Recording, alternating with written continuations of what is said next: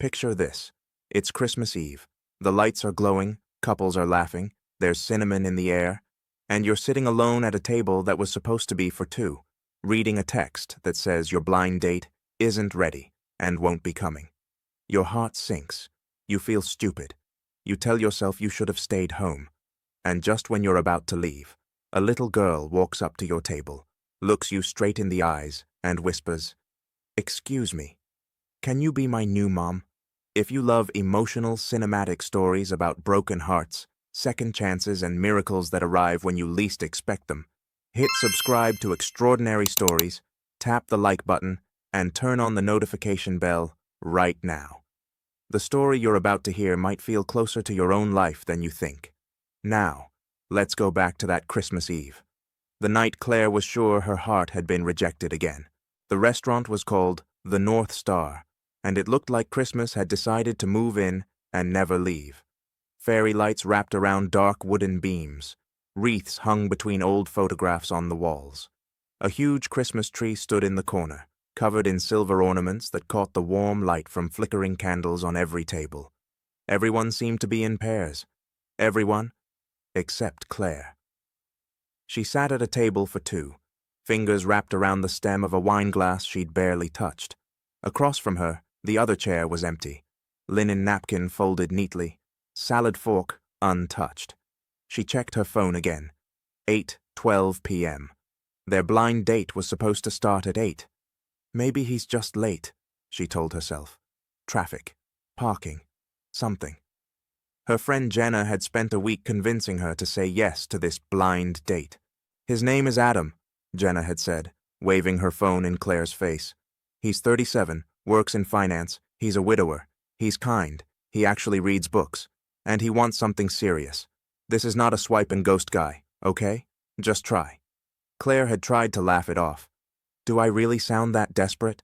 "No," Jenna had said gently. "You sound tired. You sound lonely. You sound like someone who deserves a Christmas that doesn't end on the couch with a frozen pizza and a movie you've already seen." So Claire said yes. She did her hair. She put on the deep red dress she always thought was too much and the lipstick Jenna insisted on. And now she was staring at a chair. Her phone buzzed. Unknown number. She unlocked it, pulse quickening, hoping for a simple, "I'm almost there." Instead, she read, "Hi Claire, I'm Adam. I'm really sorry, but I can't do this tonight. I thought I was ready to date again, but I'm not. I hope you understand. I wish you all the best. Merry Christmas." She read it twice, 3 times. Each time, the same feeling. Not good enough. Not worth the effort. Rejected. Before he'd even seen her. She put the phone down, face down on the table, and stared at the candle instead. The flame wobbled slightly, a tiny, stubborn light that refused to go out. The waiter appeared beside her, with a sympathetic smile. "Are you still waiting for someone, miss?" he asked softly. Claire swallowed and forced a smile. "No. Actually, I think I'm done. Could I just pay for the wine, please?" "Of course," he said. "I'll bring the bill." As he walked away, Claire wrapped her scarf more tightly around her shoulders, suddenly freezing. She could feel the laughter from the other tables pressing in on her. Couples leaning close. A man sliding a little red box across the table. A woman covering her mouth in surprise. She blinked the burn of tears away. "Don't cry in a restaurant," she muttered to herself. "Not on Christmas Eve. That's pathetic." She picked up her bag and stood up. She had taken exactly 1 step when a small, hesitant voice spoke up beside her. "Excuse me." Claire turned. A little girl stood next to her table. She couldn't have been more than 6. Big brown eyes, dark messy curls pulled into 2 low pigtails with red ribbons, cheeks still pink from the cold. Her coat was cream-colored and slightly too big, and she held a small stuffed reindeer by one ear. Claire blinked. "Hi," she said softly. "Are you okay? Are you lost?" The girl shook her head very seriously. "No, I'm not lost." She stared at Claire for a long moment. "Are you Miss Claire?" A shiver moved down Claire's spine. "Yes," she said slowly. "I'm Claire. How do you know my name?" The girl glanced over her shoulder, then stepped closer, clutching the stuffed reindeer to her chest. When she spoke again, her voice was barely above a whisper. "Can you—" She paused, took a breath, and finished in a rush.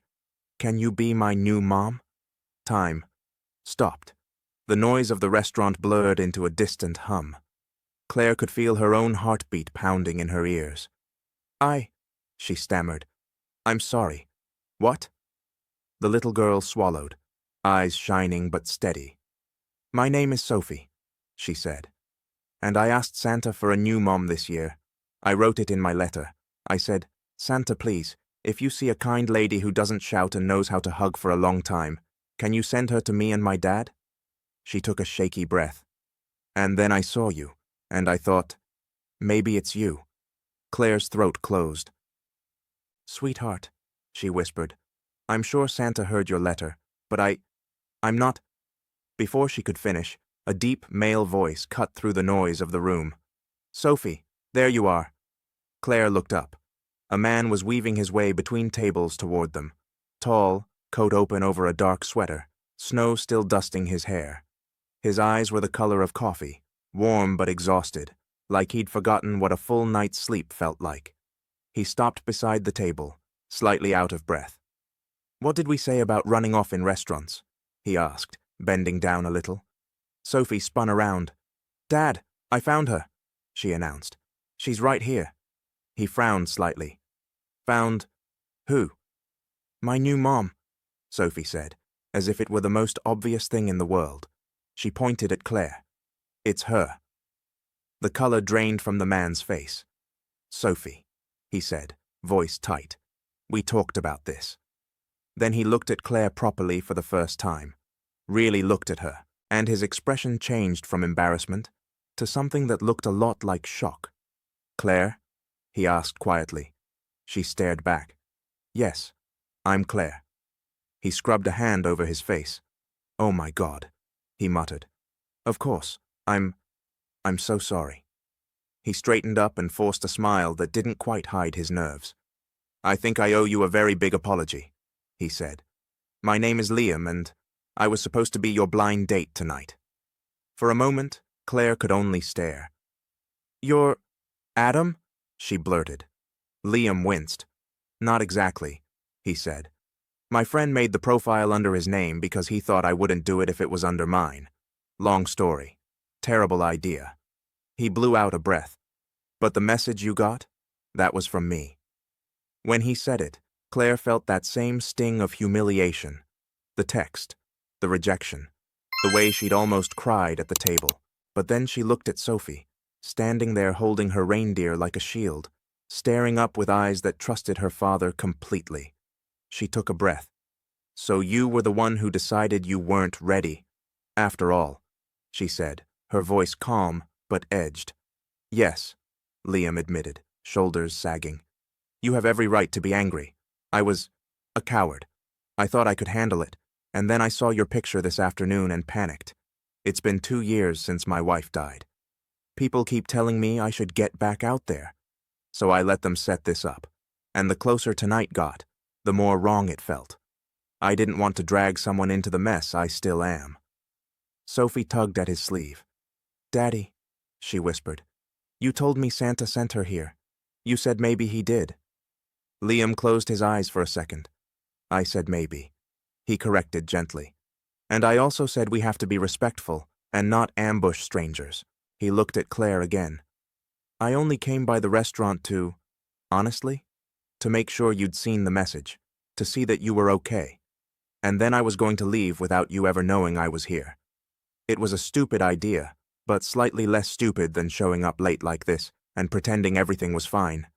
Sophie huffed. "It was a terrible idea, so I fixed it." Claire let out a breath that was almost a laugh. "You fixed it by asking me to be your mother?" Sophie nodded earnestly. "I wrote it in my letter," she explained. "To Santa. I said I wanted a new mom, not to forget my old mom," she added quickly, glancing at Liam. "Just so Dad doesn't have to be sad all the time, and so someone can make cookies that aren't burnt." Liam groaned. "I don't burn them every time." Sophie looked at Claire and whispered, "He burns them every time." Something in Claire's chest cracked. Pain, sympathy, recognition. You know, she said gently, you can't just pick a mom like you pick a toy from a shelf. I know that, Sophie replied. That's why I asked Santa. He's better at choosing. And then when I saw you, I felt something. She pressed her hand against her sternum. Right here. Like when you see something and your heart says, oh, there you are. Claire swallowed hard. I don't even know you, sweetheart, she said softly. That's why we came to talk to you, Sophie said, as if it explained everything. Liam gave Claire an apologetic half-smile. I'm so sorry she dragged you into this. She's persistent. She's brave, Claire corrected quietly. She looked between them, the exhausted, protective father who had tried to cancel a date out of fear, and the little girl who had run straight toward the person he'd tried to run away from. The waiter appeared again with the bill for her wine. Actually, Claire said suddenly, before she could overthink it, could you hold that for a second? He nodded and slipped away. Claire looked at Liam. Would you like to sit down? Just for a few minutes, since we're all already here. He blinked. You want to still talk to me? After all this? Let's just say your daughter is a very persuasive negotiator, Claire replied. And it's Christmas Eve. It feels wrong to storm out when a 6-year-old asks me to stay. Sophie beamed. See? Santa knows what he's doing. They sat back down, Claire on one side of the table, Liam and Sophie on the other. The stuffed reindeer was placed in the middle, like a neutral witness. The waiter came back. Could we get... Liam started, looking at Claire. Hot chocolate, Claire said. Extra cream. Make that 2, Liam added. And 1 milk for her. As they waited, there was an awkward silence, the kind that usually sends people reaching for their phones. Sophie broke it first. So, she said gravely, Miss Claire, do you like Christmas? Claire smiled a little. I used to, she admitted. Then some things happened, and now, I'm not so sure. What things? Sophie asked, wide-eyed. Sophie, Liam said softly, you don't have to ask her everything. It's okay, Claire said. A few years ago, I thought I had my life figured out. I was engaged. We were planning a Christmas wedding, actually. And then, he changed his mind, decided I wasn't what he wanted after all. Broke it off in December, right before Christmas. Sophie's mouth dropped open. That's awful. It was, Claire said. Since then, Christmas doesn't always feel like magic. It feels like a reminder of everything I don't have. Liam's eyes softened. I get that, he said quietly. The first Christmas without my wife. I honestly didn't think I'd make it through. I just survived it for her. For Sophie. Sophie slid her hand into his. We did our best, she said. But it was quiet. Too quiet. Hot chocolates arrived, crowned with skyscrapers of whipped cream. Sophie got a glass of milk and promptly gave herself a frothy mustache on purpose. Claire laughed. For the first time that night, the sound felt genuine. So, she said, tell me about your Santa letter. Sophie straightened, as if giving a report. I wrote, she began, that I didn't want toys, not really. I said, Dear Santa, if you have any extra moms lying around, can I please have one? Daddy said that's not how it works, but I think Santa knows people. I told him my mom was amazing, and I miss her when I go to sleep, and when I wake up, and when I do everything. I told him my dad tries very hard, but he looks tired in his eyes. And I told him I wish someone would come who makes him smile for real, not just the fake smile he does for me, so I won't worry. Liam's jaw tightened. His eyes glistened. Claire's own eyes burned. She took a sip of chocolate to hide it. And then, Sophie continued, I wrote that the new mom doesn't have to be exactly like my old mom. That would be impossible. I just want someone kind, someone who stays, someone who likes us. She looked at Claire. When I saw you tonight, something in my tummy felt like Christmas lights. So I thought, maybe Santa brought you. Claire let out a shaky breath. That's a lot of pressure, she said with a teary smile. You don't have to decide tonight, Sophie assured her. You can think about it. Daddy says grown-ups like to think for a long time. Liam coughed. That's one way to put it. The three of them sat there, sipping their drinks, while around them the restaurant buzzed with holiday cheer. After a while, Claire glanced at the windows. Outside, snow was still falling softly. "Do you two have plans after this?" she asked. "Not really," Liam said. "We were going to go home, put on a movie, and try to bake cookies again. It's become our will they burn Christmas tradition." "It's not a good tradition," Sophie muttered. "What about you?" Liam asked. "Were you going home?" Claire thought of her small apartment, the silent tree in the corner, the leftovers in the fridge. "Yeah," she said. "That was the plan." Sophie's eyes lit up. "We could go to the Christmas market," she blurted. "Daddy said maybe we'd stop by if it wasn't too cold. There's a big nativity scene, and a hot chocolate stall, and ornaments, and music, and everything. You could come, if you want, to investigate." "Investigate?" Claire repeated, amused. "Investigate if you like us," Sophie explained matter-of-factly. "Before you decide anything important, like if you want to see us again." Liam shook his head. "We're not going to drag her to a market, Sophie. She's already had a rough night because of me." But Claire surprised herself. "I'd like that," she said. Both of them looked at her. "You would?" Liam asked. Claire nodded. "It's Christmas Eve, and honestly, I'd rather walk through a Christmas market with you two than go home and pretend I'm not sad. Besides," she added, looking at Sophie, "someone needs to supervise these cookies you keep talking about." Sophie grinned so wide her eyes nearly disappeared. "See?" she told her dad. "Santa knows what he's doing." Liam laughed under his breath. "Apparently he does," he murmured. They paid, bundled up in coats and scarves, and stepped out into the cold. Snowflakes landed softly in Claire's hair as they walked down the street. Sophie walked between them, holding Claire's hand with her left, and Liam's with her right, swinging their arms like they'd walked this way forever. The town square was glowing. A huge Christmas tree towered over the market, its branches covered in lights. Wooden stalls lined the cobblestone streets, selling ornaments, handmade crafts, candy, roasted chestnuts. Music drifted through the air, mixing with the sounds of laughter and distant church bells. "Look!" Sophie cried, tugging at Claire's sleeve. "Ornaments!" They stopped at a stall filled with delicate glass baubles. Each one had a tiny winter scene painted inside. Houses, forests, people, stars. One in particular caught Claire's eye. It showed a man, a woman, and a little girl holding hands under a snowy tree. Her breath caught. "Do you like that one?" the woman behind the stall asked, smiling. "It's beautiful," Claire said quietly. Sophie studied it too. "It looks like us," she whispered. "Kind of." Liam followed their gaze. His voice was soft when he spoke. "Let's get it," he said. Claire turned to him. "You don't have to." "I want to," he replied. "If you don't mind, it can be, I don't know, a reminder that this Christmas was different, in a good way." She hesitated, then nodded. They bought the ornament. The vendor wrapped it carefully in tissue paper and placed it in a small box with a red ribbon. Sophie held the box to her chest, like treasure. "I'm putting this on the tree myself," she declared. As they walked away, she slipped her hand into Claire's again. "See?" she whispered. "First the ornament, then the cookies, then the future." Claire laughed softly. "That's a big plan."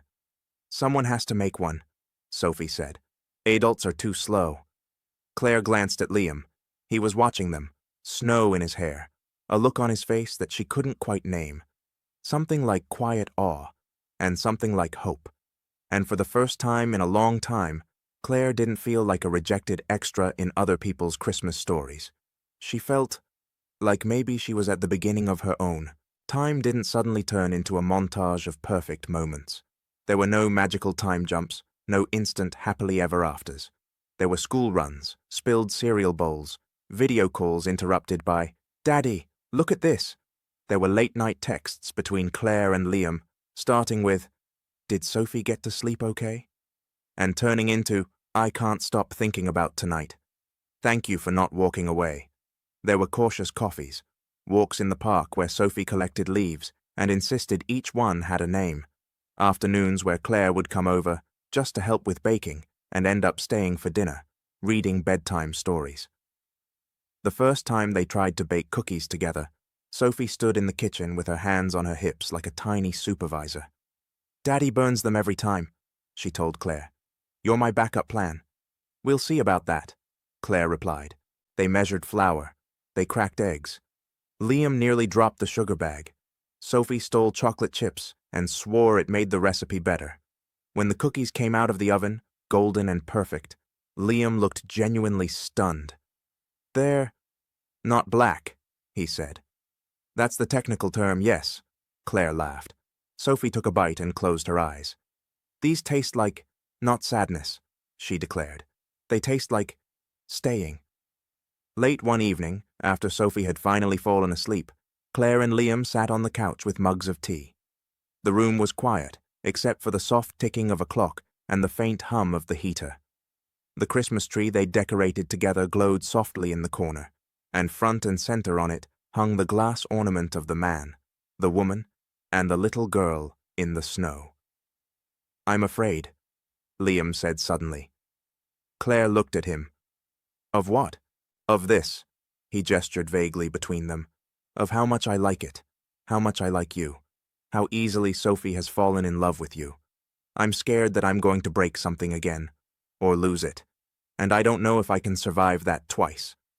Claire stared at her tea. "I'm afraid too," she admitted. "I'm afraid I'll never be enough, that I'll always be compared to someone I can't compete with, that I'll mess it up and hurt both of you." He turned to her, eyes serious. "You're not competing with anyone, Claire. My love for my late wife, it's part of me. It always will be. But that doesn't mean there isn't room for more. It just means my heart is bigger and messier than I thought." She smiled, tears stinging. "Messy hearts are still hearts." He took her hand. "The first night I saw you, I thought I wasn't ready. I thought backing out would protect everyone. But then Sophie looked at you like you were hope. And watching you tonight, laughing with her, watching you hang that ornament." He swallowed. "For the first time, I felt like maybe I could move forward without leaving my past in the dark," he said. "And that's because of you." Claire exhaled slowly. "For the first time in years," she said, "I wake up and I don't dread December.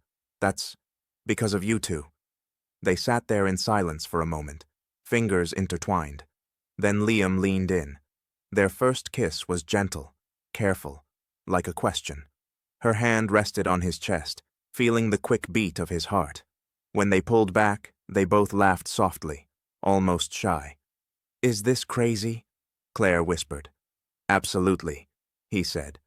"But I think it's our kind of crazy." A year passed. Another Christmas. Another Christmas Eve. Claire stood outside the North Star again, snow falling around her in soft, sparkling flakes. Her breath puffed in little clouds as she clutched the small gift box in her hand. This time, she wasn't nervous because she'd been rejected. She was nervous because this place held the moment her whole life had changed. The door opened behind her. "There you are," Liam said, stepping out into the snow. "You okay?" She turned and smiled. "Just remembering." He slipped an arm around her shoulders. "Me too." The door burst open again. "Are we going in or not?" Sophie demanded, hopping from foot to foot. "It's cold, and I want to see if they still have that giant Christmas tree inside with the silver balls." "You were 6, Liam said. "You seriously remember the tree?" "I remember everything," Sophie said solemnly. Then she grinned at Claire. "Especially the part where I asked you to be my mom." Claire's heart squeezed. "How could I forget?" she said. They went inside together. The same waiter from last year greeted them with a knowing smile. "Table for 3?" he asked. "Yes, please," Liam said. "If the corner table is free, the one by the window." "Of course," the waiter replied, as if he'd been waiting for this. They sat. The candle flickered between them, just like before. Sophie swung her legs under the table. "Everything looks smaller now," she observed. That's because you're bigger, Claire said. Or because my heart is bigger, Sophie countered.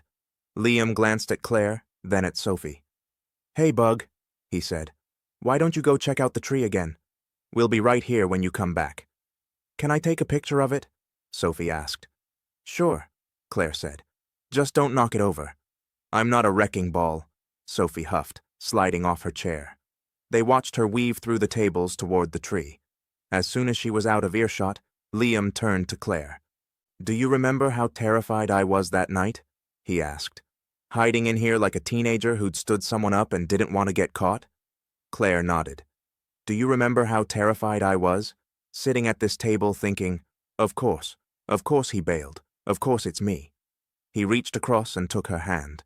We were both wrong, he said quietly. It wasn't that you weren't enough. It wasn't that I didn't care. It was just timing, broken hearts, fear, and one very determined little girl. Claire's eyes softened.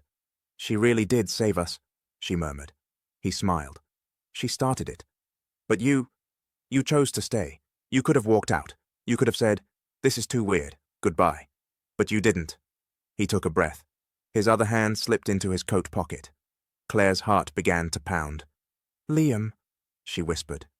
He pulled out a small velvet box. I'm not great at speeches, he said, voice unsteady. You know that. I delete them in my head every time I think about them.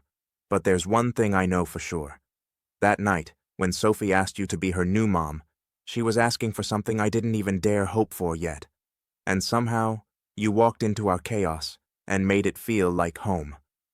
He got up, walked to her side of the table, and went down on one knee.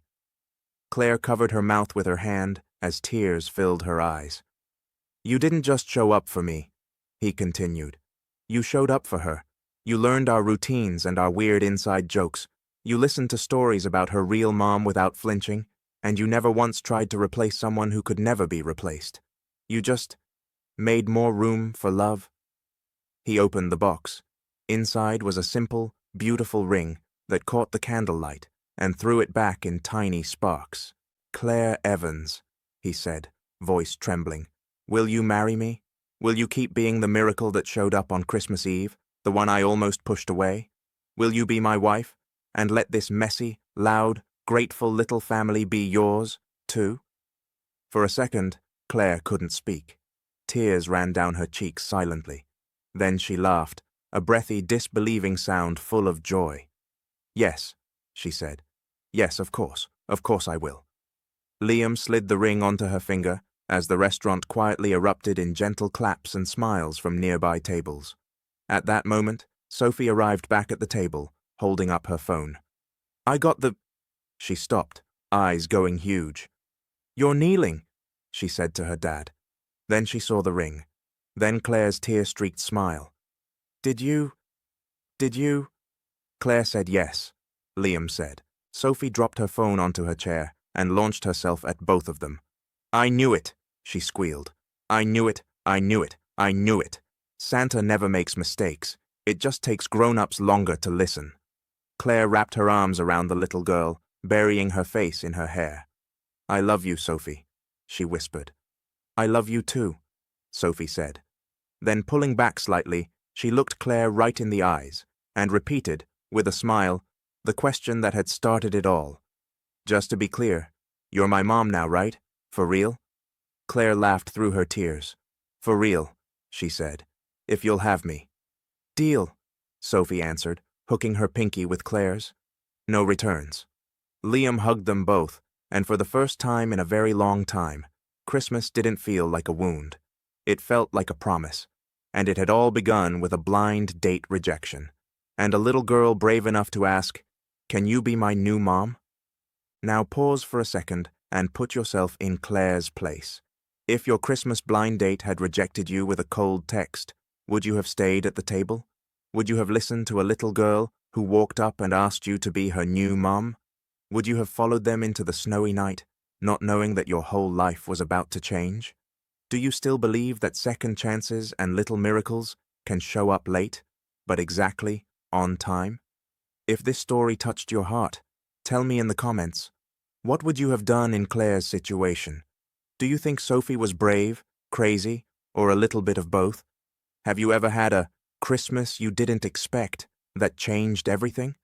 And if you want more stories like this, full of emotion, twists, and hope, subscribe to Extraordinary Stories, hit the like button, share this video with someone who needs encouragement today, and don't forget to turn on the notification bell so you never miss the next story waiting for you.